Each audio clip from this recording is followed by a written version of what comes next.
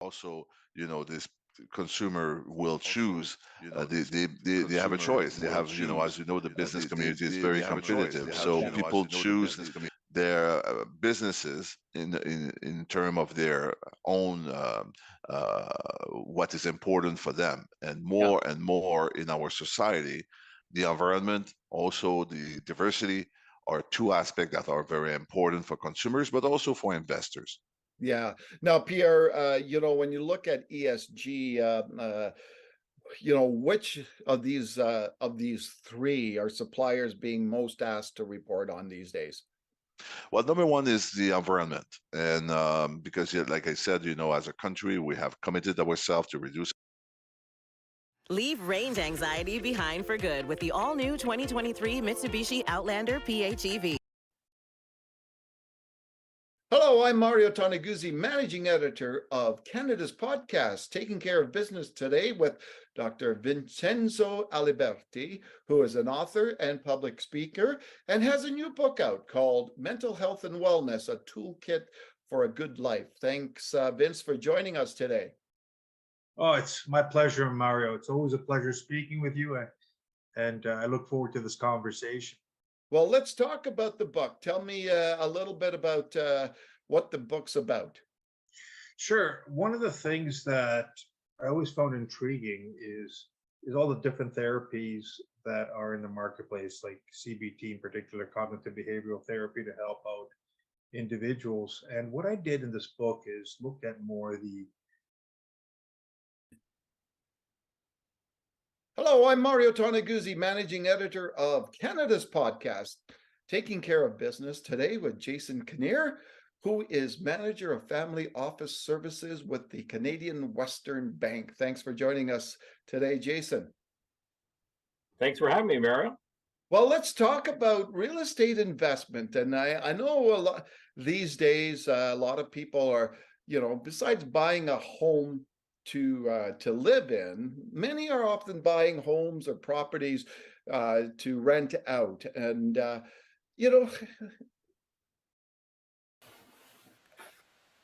Hello, I'm Mario Toneguzzi, Managing Editor of Canada's Podcast, taking care of business today with Phil Soper, President and CEO of Royal LePage. Thanks for joining us today, Phil. Pleasure. Well, we're not officially into spring yet. However, from all indications out there, and I know I'm in Calgary myself, that the spring real estate market has already started. Tell me, and you guys put out an interesting pieces of information recently where Canadians who may have put their plans on hold last year because of the rising interest rates are now springing back into the market, so to speak. Can you talk about what's happening?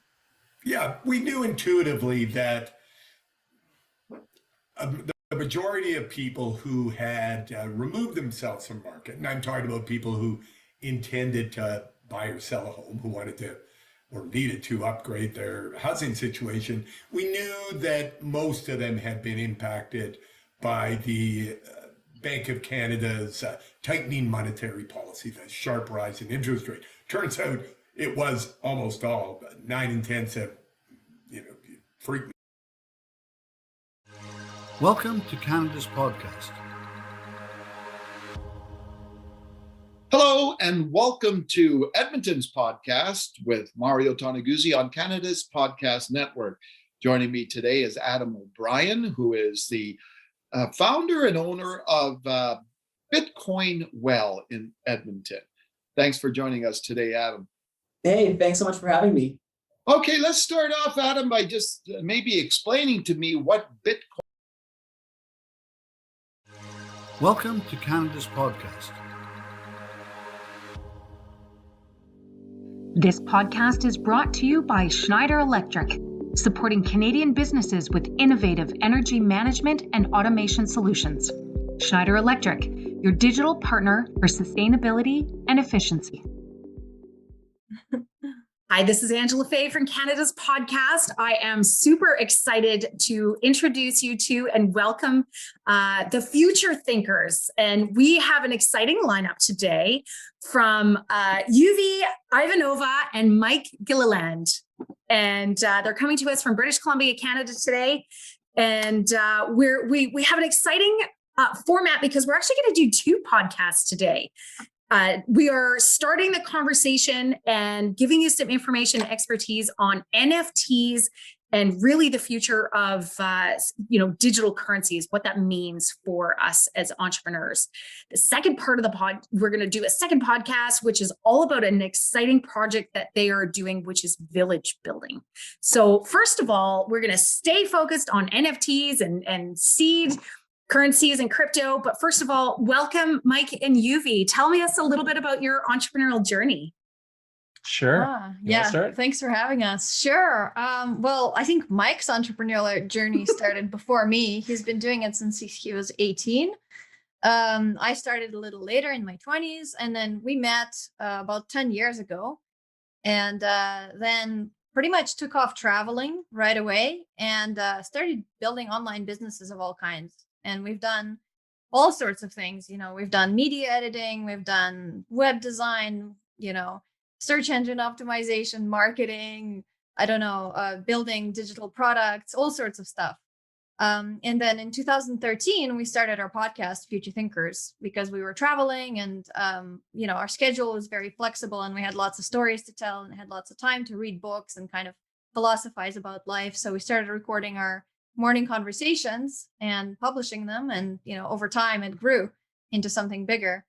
But yeah, our latest thing, or maybe you want to chime in here. Sure. Well, the exploration when we started traveling kind of inspired a lot of new directions in our entrepreneurial life and our personal life. And one thing we started paying a lot more attention to was culture and economies and technologies and psychology and sociology and how they all blend together.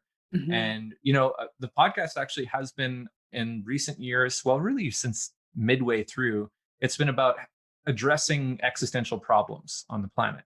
So, and not just, wallowing in the pity and despair of the planet falling apart, but really like, what are the solutions? What can we actually do? And how can we get people involved at a grassroots level? And it just kept making itself evident to us over and over again for the last probably 10 years or more that redesigning how we live in society is sort of that key base level of change. My name is Nikki Mehta, Director of Energy and Sustainability for our Smart Power Solutions.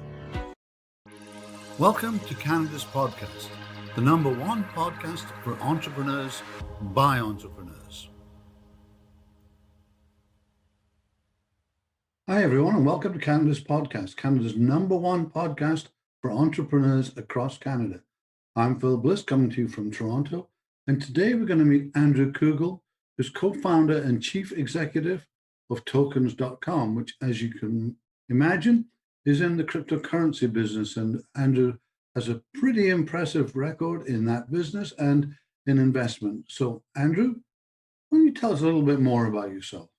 Yeah, so probably a weird start, but my story starts in Santiago, Chile, where I was born about 50 years ago. And, if I was to, when I describe my first 10 years to my children who are 7 and 8, I say, by the time I was your age, I had gone through 2 major earthquakes, a military coup, and relocated to Canada. And so I think that's kind of something that ends up forming a little bit about what you're about. And coming to Canada with nothing as an immigrant with, immigrant parents as a child, right, really forms a lot of your character and what, the kind of things that interest you as you get older. Yeah, that really is being an immigrant that came in sort of not the best circumstances, but a change of direction. I kind of get that. People don't look at a white-haired gray guy as an immigrant, but we all have to start. That's right.